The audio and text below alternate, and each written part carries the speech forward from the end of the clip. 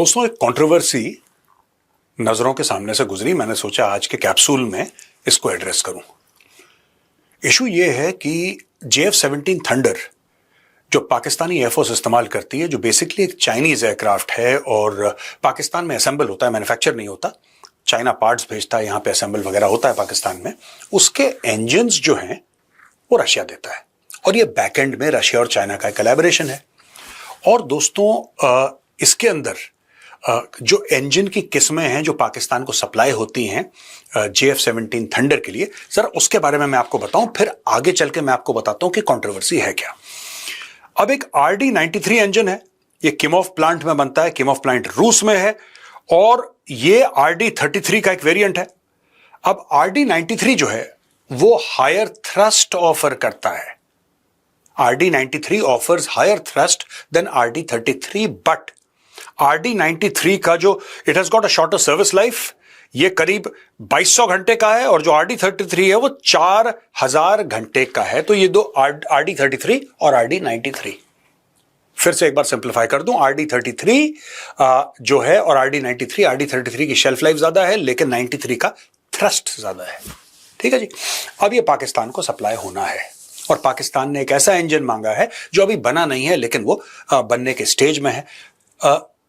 Russia ने बोल दिया कि हम पाकिस्तान को इंजन वो नहीं दे रहे, क्योंकि जाहिर सी बात है, रशिया ने बोला है कि भारत की सेंसिटिविटीज इसमें है और हम ऐसा कुछ नहीं करेंगे जिससे कि भारत को दिक्कत हो। ये तो एक चीज जो रूस ने बोली है, लेकिन अभी तक तो रूस दे ही रहा था दोस्तों। तो JF-17 thunder is not a new aircraft, ये तो पुराना एयरक्राफ्ट है। और आज तक अगर JF-17 थंडर उड़ रहा है तो रशियन इंजन से ही तो उड़ रहा है। अब लेटेस्ट इंजन के लिए रशिया ने बोला कि नहीं नहीं नहीं, ऐसा कुछ नहीं है, डोंट थिंक अदरवाइज, ऐसा कुछ भी नहीं है। यहां पे कुछ जो एनालिस्ट्स हैं, रशियन एनालिस्ट्स, वो एक कहानी फ्लोट कर रहे हैं। They are trying to build a narrative, और नैरेटिव ये बिल्ड कर रहे हैं कि नहीं नहीं नहीं, अगर हम पाकिस्तान को इंजन देते भी हैं तो इसमें बड़ा फायदा है, भारत का बड़ा फायदा है। क्या फायदा है भारत का? भारत का ये फायदा है कि ये वही तो इंजन है जो MiG-29 में इस्तेमाल होता है। MiG-29 में इस्तेमाल होता है, इसका मतलब भारत को उस इंजन के बारे में सब कुछ पता है। तो क्या फर्क पड़ता है अगर हमने दे भी दिया तो? अच्छा, ये दो अलग अलग चीजें हैं। रशियन गवर्नमेंट कह रही है हम नहीं दे रहे, रशियन एनालिस्ट्स एक माहौल बना रहे हैं कि तो क्या हुआ, दे दिया। अच्छा, रूस पाकिस्तान को इंजन क्यों दे रहा है? पाकिस्तान के पास पैसे तो है नहीं, उनके पास जहाज में तेल डलवाने के लिए पैसे नहीं है, तो ये इंजन कहां से ला रहे हैं वो लोग? ये आ रहा है चाइना के सौजन्य से। और चाइना पाकिस्तान को क्यों दे रहा है? चाइना इसलिए पाकिस्तान को इंजन दे रहा है कि JF-17 उड़ेगा तो फिर इतने वॉल्यूम इनके हो जाएं JF-17 के, रशिया के इंजन लगा लगा के, कि फिर उसके बाद they can face of against India. यानी कि चीन ने सिर्फ पैसे खर्च करे और भारत के सामने एक तगड़ी एयरफोर्स खड़ी कर दी, जो कि ठीक है, जब लड़ाई होगी तो कुछ ना कुछ तो इन्फ्लिक्ट करेगी डैमेज भारत के ऊपर। यह चाइना का एक अजम्पशन है। दोस्तों, दो तीन चीजें हैं। मुझे ऐसा लगता है कि भारत जो है ना, बहुत एक अंडरस्टैंडिंग किस्म का देश है। भारत में यह भी है कि चलो जो लिखा गया है उसके हिसाब से हम लोग काम करते हैं। जो गुड बॉय का चक्कर है ना भारत के साथ, ये सबसे हमें नुकसान पहुंचाने वाली ये थॉट प्रोसेस है, ये गुड बॉय वाली, कि हमने बात करी है, हमें अपनी बात पे कायम रहना है, हमें ये करना। दुनिया में कोई नहीं करता। आपको लगता है ट्रंप ऐसा करता है, या आपको लगता है शी जिनपिंग ऐसा करता है? अगर शी जिनपिंग अपने ही लिखी हुई चीजों को मानता तो चाइनीज आर्मी कभी भी गलवान से भारत के अंदर घुसने की कोशिश नहीं करती। वो तो धन्य इंडियन आर्मी का जो बॉर्डर पे खड़ी थी, पीछे धकेल दिया, वरना वो तो घुस गए होते। वो घुस गए थे लगभग, वो इंडियन आर्मी थी, इंडियन आर्मी ने रोका, फिर वो गलवान की पूरी लड़ाई हुई। आपको लगता है रशिया कुछ ऐसा रिस्पेक्ट करता है? ठोकना तो यूक्रेन को ठोक। देखिए दोस्तों, सारी दुनिया यही करती है और यही नियम है, और हमें भी कहीं ना कहीं रूस से यह बात करनी पड़ेगी और रूस को यह बताना पड़ेगा कि देखिए, आप हमारे मित्र हैं, आप हमारे दोस्त हैं, हम आपकी बड़ी इज्जत करते हैं, आपने पास्ट में हमारी बहुत मदद करी और हम भी आपकी मदद करते चले आए हैं, लेकिन हमारी कुछ रेड लाइंस हैं, ठीक है ना? और एक रेड लाइन है पाकिस्तान। देखिए, रशिया हमारे लिए सबसे बड़ा थ्रेट कौन सा है? Pakistan is not a big threat for India, the bigger threat is China. Russia China को वेपन्स सप्लाई करता चला आ रहा है, टेक्नोलॉजी करता चला आ रहा है। यानी कि एक एक एक थॉट प्रोसेस है, एक थॉट प्रोसेस। दोस्तों, मैं सिर्फ एक बात कहना चाहता हूं, हम लोग कहते हैं 5th जनरेशन फाइटर, आपने सुना होगा Su-57 ले रहे हैं, पूरा ट्रांसफर ऑफ टेक्नोलॉजी। आपको क्या लगता है भारत अगर Su-57 लेता है, और मैं कहता हूं लेना है लेके खत्म करो यार, लेके खत्म करो, अगर लेनी है नहीं लेनी मत लो, एक बार मामला क्लियर कर दो। लेकिन अगर आप लेते हो, क्या आपको लगता है कि चाइना को उसकी पूरी टेक्नोलॉजी के बारे में नहीं पता होगा? आपको क्या लगता है ये J-35 कहां से पैदा हो गया? ये J-20 जो है चाइना का, उसने कहां से जन्म ले लिया? हां, कुछ लोग कहते हैं कि F-35 से ही J-35, F-35 को डिजाइन चोरी करे, कुछ भी करा चाइना ने, वो बनाया। कुछ लोग कहते हैं कि नहीं, J-20 का जन्म कुछ और है। लेकिन एक बात तो तय है दोस्तों, कहीं ना कहीं उसका रेडार, उसके एवियोनिक्स, कहीं ना कहीं उसका सॉफ्टवेयर कुछ रशियन है।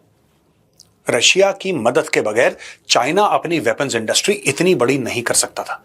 उसमें चोरी का भी मामला है, वेस्टर्न पार्ट से चोरी करना, टेक्नोलॉजी चोरी करना, यह बात तय है, ऐसा चाइना करता चला आ रहा है। लेकिन डायरेक्ट मदद तो रूस ने भी करी है। यानी कि हम एक बात तो मान के चल सकते हैं दोस्तों कि जहां पे रूस हमें हथियार सप्लाई कर रहा था, खुलेआम हमारे सबसे बड़े दुश्मन को भी रशिया वेपन सप्लाई कर रहा था। वो तो एक चीज हो गई, चाइना। लेकिन Pakistan has been a thorn in this world's flesh, not just India's flesh, the world's flesh. Pakistan is a basket case. और अगर रशिया एक्चुअली सोच रहा है, चाहे JF-17 चाहे किसी के लिए ये सप्लाई करना, तो India should take it up very very forcefully with Russia. ये रेड लाइन होनी चाहिए, और आपको बताता हूं क्यों। Russia is under pressure from China, ठीक है। रशिया जो है सप्लाई कर रहा है बिकॉज जैसा मैंने आपको बोला, पाकिस्तानियों के पास तो जहाज के अंदर तेल भराने के पैसे नहीं है, तो एयरक्राफ्ट के इंजन, ये सब अरबों डॉलर कहां से आ रहे हैं? It is all being funded by China. China पैसे देता है रशिया को, रशिया इनको इंजन देता है। लेकिन अगर चाइना ये बोलता है रशिया को कि हम आपको थोड़े से पैसे दे देंगे, इनको एक सबमरीन दे दो। एक बात बोल रहा हूं आपको दोस्तों, जहां चाइना इतने अरब डॉलर खर्च कर चुका है, तो चाइना ये बोले कि ठीक है, आपकी पुरानी कोई न्यूक्लियर सबमरीन है, आप एक काम करो, इसमें हम आपको 1-2 अरब और देते हैं, उसको जरा रिफर्बिश करो, उसको थोड़ा सा नया नया करो, पेंट पॉलिश करके, चूना वूना लगा के, फिट करके एक काम करो, ये न्यूक्लियर सबमरीन आप पाकिस्तान को दे दो। अगर ऐसा करता है रशिया, क्योंकि रशिया ने बेलारूस में भी अपने न्यूक्लियर वेपन्स रख रखे हैं, राइट? और चाइना एक ऐसा देश है जो कि रशिया की इकोनॉमी सपोर्ट कर रहा है। अगर चाइना ऐसा चाहे तो क्या रशिया ऐसा करेगा कि पाकिस्तान को कोई पुरानी, मैं नई की बात नहीं कर रहा, a new nuclear submarine is extremely expensive, और मुझे नहीं लगता कि चाइना किसी के लिए ऐसा करेगा। लेकिन क्या यह पॉसिबल है? चाइना डायरेक्टली कभी कुछ नहीं करता दोस्तों, खासतौर से ये सारी की सारी चीजें। चाइना खुद नहीं पड़ेगा बीच में, चाइना बोल देगा अच्छा ठीक है, वो तुम्हारी न्यूक्लियर सबमरीन है ना, वो 10-15 साल, 20 साल, 25 साल पुरानी है, एक काम करो, उसको थोड़ा सा हम तुम्हें पैसे दे देंगे, 1-2 अरब डॉलर, वो जरा पाकिस्तान को दे देना। क्या ऐसा हो सकता है? Is it possible?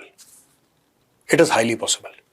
तो भारत को क्लियर कट एक स्ट्रेटेजी बनानी पड़ेगी दोस्तों। देखिए, मैं आपको बताता हूं, आज की तारीख में यूरोप की जो वेपन्स की इंडस्ट्री वो पिकअप कर रही है, और मुझे लगता है कि भारत को एक बड़ी पैनी नजर से, एक बड़ी शार्प नजर से यूरोप के वेपन्स प्लेटफॉर्म्स को देखना पड़ेगा कि हमें कहां पे फायदा है।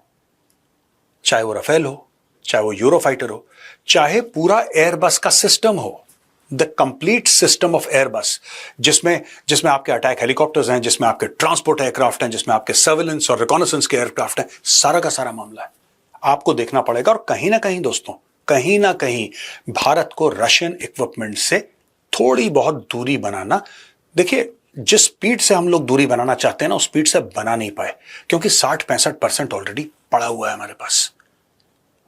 मोर than half of our equipment is Russian. Then what do you do? आप क्या कर सकते हैं? अचानक आप ये चलो सब निकालो, ऐसा तो कर नहीं सकते। You can't do all of that. तो आपको धीरे धीरे धीरे करना पड़ेगा।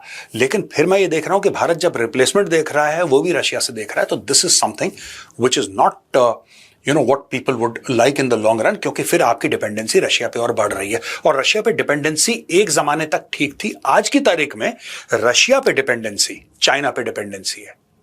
लोग कह रहे हैं Su-57 5th जनरेशन फाइटर, उसके पूरे इलेक्ट्रॉनिक्स चाइनीज हैं, ऐसा लोग कह रहे हैं। आई डोंट नो, मैंने तो एयरक्राफ्ट देखा भी नहीं, इन द सेंस कि मैंने फिजिकली अपने सामने नहीं देखा, मैंने तो सिर्फ उसके वीडियोस देखे।